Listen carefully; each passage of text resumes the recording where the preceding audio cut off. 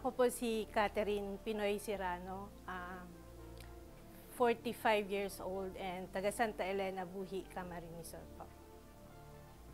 Nag-work po kami sa Quezon City, pero tapos nakatira po kami sa Caloocan, San North. Nag-work po kami, mag-asawa po kami nagtatrabaho sa isang engineering consultancy po. Bali po kasi po, pandemic, July po kami bumalik dito.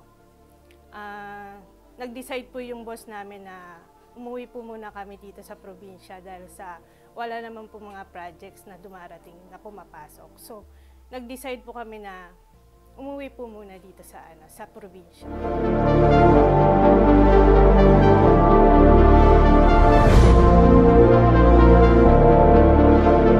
Nagpapasalamat po kami sa Balik Probinsya program na nabigyan po kami na pagkakataon na makapag-umpisa dito sa probinsya na sa pagninegosyo. Tapos maraming siyempre, hindi lang yung pera, hindi lang sa puhunan yung naibigay sa amin. Siyempre marami rin pong mga learnings na kagaya ng mga seminars po. Tapos yung mga programa po ng iba pang department na na-avail po na.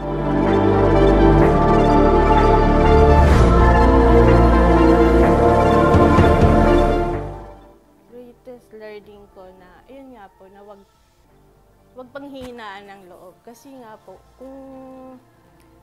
kung ano po yung passion nyo, kung ano po yung gusto nyo talagang gawin, sundin nyo po yung loob nyo. Wag nyo po yung makikinig ka sa ibang tao na yung sisiraan ka, yung panghihinaan ka ng loob. Yung, kung ano po yung passion nyo, gawin nyo po para balang araw din daw po makikita mo din daw po natin yung kung ano yung success doon.